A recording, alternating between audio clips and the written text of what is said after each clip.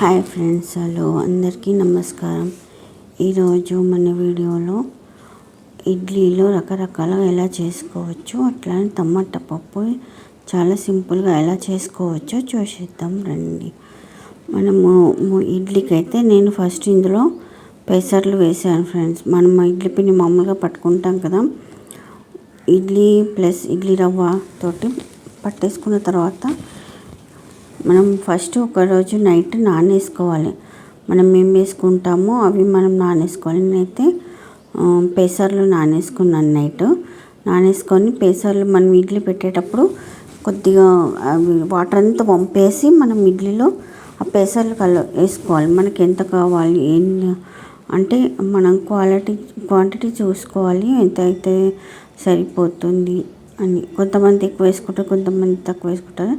చూడండి, నేనైతే అట్లా కొన్ని వేసుకున్నాను, కానీ తింటుంటే మాత్రం చాలా చాలా బాగుంటాయి. మనం అలా పిండిలో కలిపేసుకొని కొంచెం లూజ్గా ఉండాలి. పిండి గట్టిగా ఉంటే ఇడ్లీలు గట్టిగా అవుతాయి. చూడండి ఇడ్లీలు ఎంత బాగున్నాయి. అవి తింటుంటే మనకు పెసర్లు కూడా పంట కిందకి వచ్చి చాలా బాగా మంచిగా అనిపిస్తుంది. తింటుంటే కూడా టేస్ట్ చాలా ఉంటుంది, రుచి కూడా బాగుంటుంది. మంచిగా అంటే బాగుంటాయి. మీకు అందులో ఇట్లా ఇవి కాకుండా వేరే ఏవైనా వేసుకోవచ్చు. మనం ఇప్పుడు నేను పెసర్లు వేసాను కదా, ఉల్లిపాయలు కానీ శనగలు అయితే దొడ్డుగా ఉంటాయి కదా, కొంచెం మిక్సీ పట్టి దొడ్డుగా ఉన్నప్పుడు వేసుకోవచ్చు. చూడండి, నేను పిండిలో కలిపాను. ఫస్ట్ అది అయిపోయింది, మళ్ళీ వేస్తాను. మనకి ఈ పిండి ఎలా కలుపుకోవాలంటే మనము ఇడ్లీ చేసుకునేటప్పుడే చేసుకోవాలి. చూడండి, ఇడ్లీ పిండి అయితే నేను మధ్యాహ్నం పట్టిన మళ్ళీ నెక్స్ట్ డే మార్నింగ్ వేసుకునేటప్పుడు అట్లా మనకి ఎంత కావాలో అంతే పిండి వేసుకోవాలి. మొత్తం అంట్లో ఒకటేసారి కలిపి పెట్టుకుంటే పిండి అనేది ఖరాబ్ అయిపోతుంది, వాసన వస్తుంది, నిల్వ అనేది ఉండదు. మనం ఇందులో క్యారెట్ వేసుకోవచ్చు, బాగుంటుంది క్యారెట్. మళ్ళీ ప్లస్ ఇది ఏమంటారు, ఉల్వలు. అది ఇదైతే చూడండి, నెత్తికి మన జుట్టు రాలిపోతుంది. జుట్టు రాలిన దగ్గర మళ్ళీ జుట్టు రావాలంటే మనం రోజు నైట్ మొత్తం మనము ఇందులో బియ్యము, బాదాము, ఉల్లిగడ్డ ఇవి వేసుకొని నీళ్ళలో నానబెట్టుకోవాలి. నానబెట్టేసుకొని అలానే పెట్టేసుకోవాలి. ఒక రోజు మొత్తం నానబెట్టేసుకొని పెట్టుకున్న తర్వాత నెక్స్ట్ ఏం చేయాలి, మనం అవన్నీ తీసి నీళ్ళు ఉడపోసేసుకొని ఆ నీళ్ళతోటి మనం మంచిగా నెత్తికంతా స్ప్రే ఉంటుంది కదా, స్ప్రే బాటిల్లో వేసుకొని నెత్తంతా ఇట్లా కొట్టుకుంటే మాత్రం చాలా అంటే చాలా బాగుంటుంది. చూడండి, మనకి జుట్టు వస్తుంది, రాలిపోకుండా ఉంటుంది. రాలిపోయిన దగ్గర జుట్టు మొలవకుండా ఉంటుంది కదా, అది వచ్చేటట్టు అవుతుంది. చూడండి, ఇవి పంప్కిన్స్ అంటే మన గుమ్మడి గింజలు కాదు, మన వాటర్ మిలన్ గింజలు ఉంటాయి కదా అవి. చూడండి, అట్లా కొంచెం కొంచెము మనం చాక్తో ఇట్లా హోల్స్ లెక్క పెట్టేసుకొని వేసుకోవాలి. ఉల్లిగడ్డ కూడా అంతే హోల్స్ పెట్టుకోవాలి చాక్తో. ఆ స్పూన్ ఉంటుంది కదా, ఫ్లోకా, అది మొత్తం నూడిల్స్ తినే స్పూన్ ఉంటుంది కదా, దాంతోనైనా సరే మనము హోల్స్ లాగా పెట్టేసుకొని వేసుకోవాలి. ఎందుకంటే అది నీళ్ళలోకి మొత్తం దిగాలి. చూడండి, ఇట్లా స్ప్రే బాటిల్లో వేసుకొని మనం నెత్తికి మొత్తం మంచిగా కొట్టుకుంటే చాలా బాగుంటుంది. చూడండి, అట్లా సన్నగా వస్తుంది. చాలా అంటే చాలా బాగుంటుంది. మనకి జుట్టు ఊడిపోయి రాకుండా ఉంటుంది కదా, వచ్చేటట్టు చేస్తుంది అన్నమాట. మీరు కూడా ట్రై చేయండి. జుట్టు రాని వాళ్ళు, జుట్టు ఊడిపోతున్న వాళ్ళకి ఇది ఒక మంచి టిప్పు. మనం 2-3 డేస్ కూడా వాడుకోవచ్చు, అది ఏం కాదు. ఎక్కువ రోజులు పెడితే మాత్రం ఖరాబ్ అవుతుంది. ఇదైతే నేను ఎగ్జిబిషన్లో కొన్నాను. ఇది పొట్టు తీయడానికి ఉన్నది, ప్లస్ ఆకుకూరలు కట్ చేసుకోవడానికి చాలా బాగా యూజ్ వస్తుంది. ఇది ఆకుకూరలకు మెయిన్. అన్ని కూరగాయలు కట్ చేసుకోవచ్చు సన్నగా ఈక్వల్గా ఒకటే రకంగా వస్తాయి, కానీ ఆకుకూరలకైతే చాలా బాగుంటుంది. నేను మెయిన్ ఆకుకూరలకి తీసుకొచ్చుకున్నాను, కానీ ఇంతకుముందు కూడా తీసుకొచ్చినా కానీ చాలా ఎక్కువ వేసేసిన. నేను ఎక్కువ పెట్టి కట్ చేసేసరికి స్ప్రింగ్ ఉంటుంది కదా, మనం ఎంత యూజ్ చేస్తే ఆ స్ప్రింగ్ కరిగిపోయి ఇరిగిపోతుంది. ఇక వేస్ట్, మళ్ళీ దీనికి వాడలేము. అందుకే కొంచెం కొంచెం పెట్టుకోవాలి మనము. చూడండి, ఇలా కొద్దిగా పెట్టి చేస్తే మంచిగా సన్నగా కట్ అవుతుంది, చాలా బాగుంటుంది. కట్ చేయడానికి రాని వాళ్ళకైతే ఇది బాగుంటుంది. నాకైతే మరీ సన్నగా అయితే రాదు, కట్ చేసుకుంటా. కానీ ఆకుకూరలు అయితే మరింత సన్నగా రావు, అందుకే దీంట్లో పెట్టుకుంటే మంచిగా సన్నగా వస్తుంది. కాకపోతే ఏంటంటే మనం చూసి వాడుకోవాలి. నేను ఇంతకుముందు తెచ్చినప్పుడు ఏం చేసేదానంటే చాలా ఎక్కువ పెట్టి ప్రెస్ చేసేసరికి తొందరగా ఎరిగిపోయింది అది. అందుకని అంత కాకుండా నార్మల్గా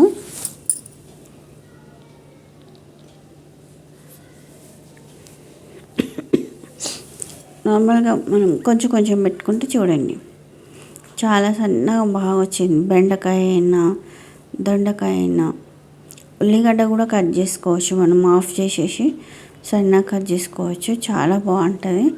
చిన్న ఉల్లిగడ్డలు అయితే ఒక్కసారి దాంట్లో పెట్టేస్తే ఒకటేసారి కట్ అయిపోతుంది. బీన్స్, చిక్కుడుకాయ ఏదైనా ప్రతి ఒక్క కూరగాయ కట్ చేసుకోవచ్చు. ఇది చూడండి బాసాలు తోముకునేది, నేను ఎగ్జిబిషన్కి వెళ్ళినప్పుడైతే తీసుకొచ్చాను. బాగా యూజ్ వస్తుంది ఇది.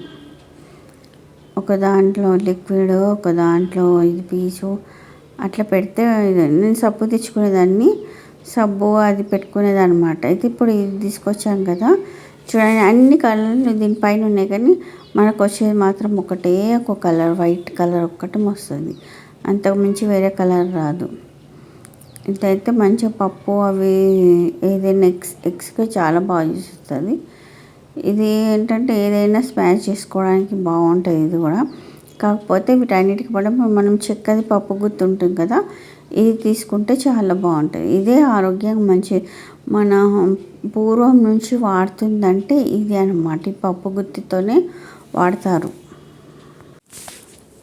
పూర్వం నుంచి అయితే చెక్క వస్తువులు, చెక్క వాటితో చేసినవే వాడేవాళ్ళు అనమాట. ఇది వచ్చేసి 40 రూపాయలే. ఇవి వచ్చేసి చాలా రేటు ఉంటాయండి, 100, 110 అట్లా ఉంటాయి, చాలా ఎక్కువ ఉన్నాయి ఇవైతే. కాకపోతే ఈ మధ్య ఏంటంటే ట్రెండింగ్, మన అందరు ఏది వాడతారో అదే వాడాలని తెచ్చిపెట్టాను, లేకపోతే కూడా కష్టమే కదా.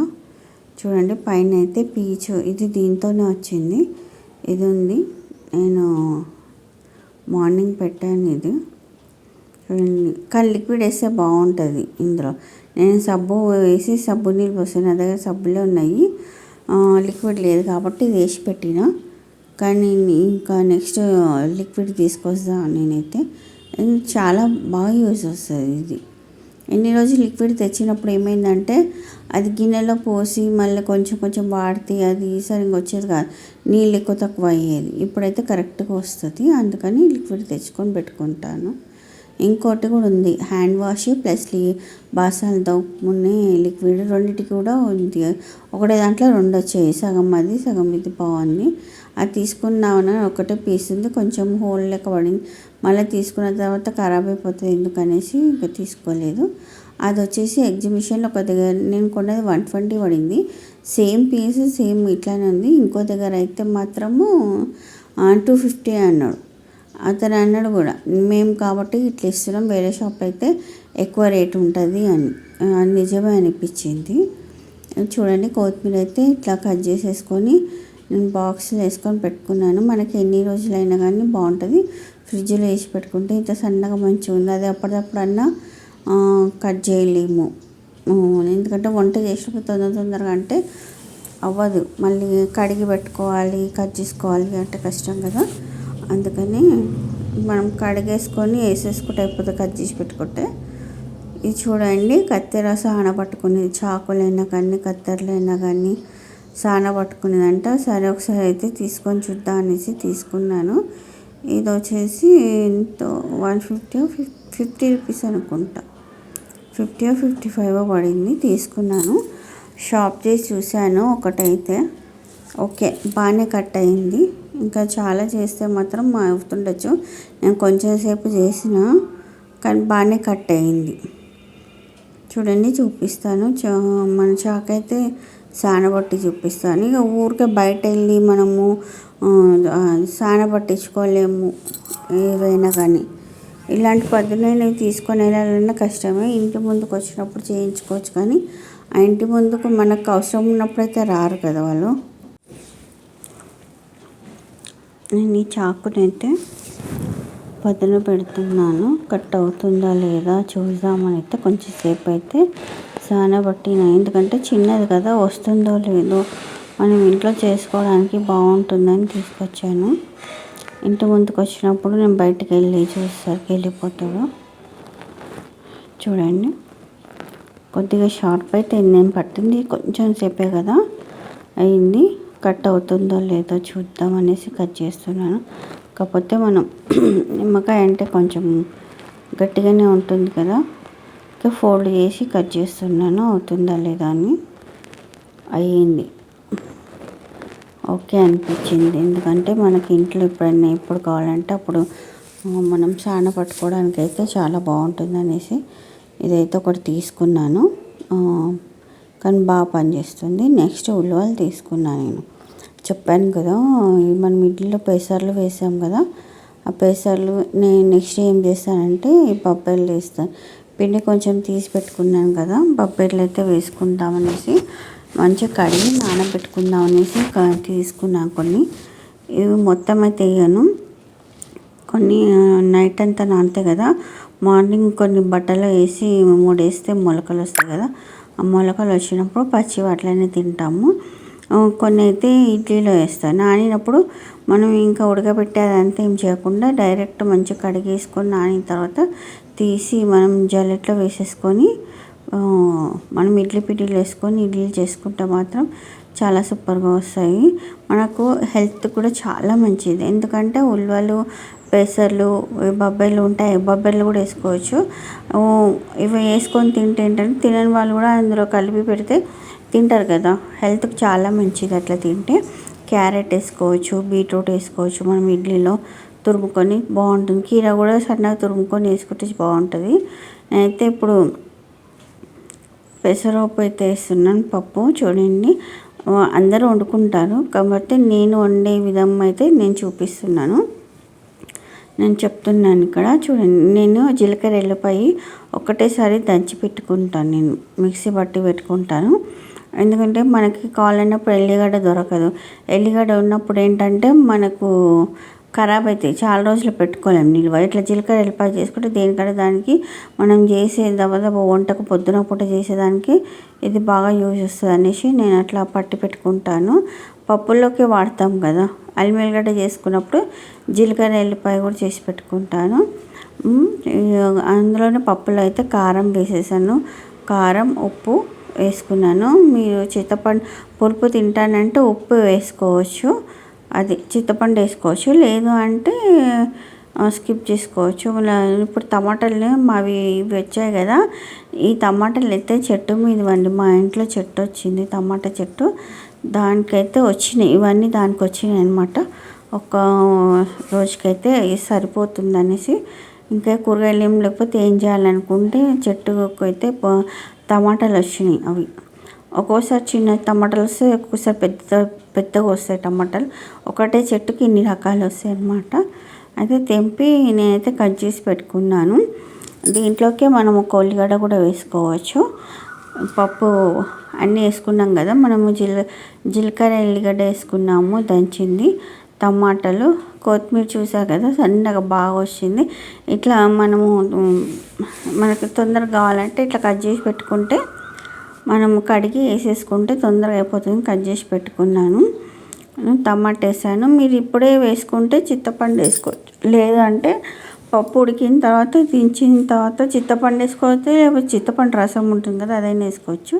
నేనైతే మామిడికాయ వరుగు అంటారు కదా, ఎండాకాలంలో వస్తుంది కదా, అది నానబెట్టుకున్నాను అనమాట. చింతపండు వేయకుండా నానబెట్టుకొని అది వేసుకున్నాను. ఒక ఉల్లిగడ్డ కూడా వేసుకున్నాను, టమాటాలు, కొత్తిమీర, ఇష్టం ఉంటే కలమాకు కూడా ఇప్పుడు వేసుకోవచ్చు. మన దగ్గర మెంతం ఉంటే మెంతం కూడా ఇందులోనే వేసుకోవచ్చు. అన్నీ వేసేసుకొని ఉడకబెట్టేసుకొని మంచిగా కలిపేసుకోవాలండి. బాగా కలిపేసుకొని కొంతమంది మెత్తగా రుద్దుకొని తింటారు, కొంతమంది పలుకులు తింటారు. టమాటా కూడా ఉడకద్దు అంటారు. చూడండి, పప్పు, ఉల్లిగడ్డలు అవన్నీ మంచిగా ఉడికిపోయినాయి. ఇప్పుడు ఇదంతా కలిపేసుకొని మనమైతే పోపు పెట్టేసుకోవాలి. ఇప్పుడు చాలా గట్టిగా అయింది ఇది పప్పు. పెసరపప్పు అంటే మనం ఎన్ని వచ్చినా కానీ కొంచెం గట్టిగానే అవుతాయి. అందుకని నేను ఇప్పుడు ఇది మనం పోపు పెట్టేటప్పుడే ఇందులో ఏం చేస్తానంటే మన నీళ్ళు ఇందులోనే వేసుకొని కొంచెం ఎక్కువ చేసుకొని కలిపి పెట్టుకుంటే మనకి కొద్దిగా లూజ్ అవుతుంది. ఆయిల్ పోసుకున్నాను. మీకు పప్పుకి ఎంత పోసుకుంటారో అంత నూనె పోసుకొని, కొంతమంది పప్పుకు ఇంకా టేస్ట్ అవ్వాలి, రుచి ఉండాలంటే నూనె ఎక్కువ పోసుకుంటారు. కొంతమంది పప్పు ఎలా ఉన్నా మనకు నూనె ఎక్కువ వద్దనుకొని కొంచెం తక్కువగా వేసుకుంటారు. నూనె మీ ఇష్టము. నూనె పోసుకొని జీలకర్ర ఆవాలు వేసుకొని ఎండుమిరపకాయలు వేసుకోండి. కలమాకు కొంతమంది పోపులో వేసుకుంటారు, లేకపోతే పప్పులో వేసుకుంటారు. బాగా తినే వాళ్ళైతే రెండిట్లో వేసుకుంటారు. నేనైతే పప్పులో వేసాను కదా. ఇప్పుడైతే జీలకర్ర ఎల్లిపాయ వేసాను. చాలా గట్టిగా ఉంది కదా, అందుకే నూనెలో కొద్దిగా విడదీసినట్టు కలిపాను. మనము ఇందులో ఇది ఏంటంటే ఈ పొడి మన మునంగాకు ఉంటుంది కదా, మునంగాకులు బాగా కడిగేసి ఎండబెట్టేసి పొడి చేసి పెట్టుకున్నానండి. ఎందుకంటే మునంగాకు రోజు తింటే చాలా మంచిది అంటారు కదా, అందుకని మునంగాకు కూడా అట్లా పొడి చేసి పెట్టుకున్నాను. ఆ పొడి చేసి పెట్టుకొని వేసుకున్నాను. ఇప్పుడు పసుపు వేసుకున్నాను. పసుపు వేసేసుకొని ఇందులో ఇంగువ వేసుకుంటే చాలా బాగుంటుంది. ఎందుకంటే జీలకర్ర ఎల్లిపాయ కూడా వేసాం కదా. ఇంగువ తినే వాళ్ళైతే వేసుకోవచ్చు ఇంగువ, లేదంటే ఈ పోపు ఇలానే పెట్టేసుకొని అయిపోతుంది. ఇప్పుడు పప్పు చాలా గట్టిగా ఉంది కదా, అందుకే నేను నీళ్ళు పోసుకున్నాను ఇందులోనే నీళ్ళు పోసుకొని ఇట్లా మసలే వరకు ఉంచుకోవాలండి. ఇది మసలేటప్పుడు మనము పప్పులో వేసుకుంటే సరిపోతుంది. మీరు పప్పు గిన్నెలో అయినా వేసుకోవచ్చు, కుక్కర్లో అయినా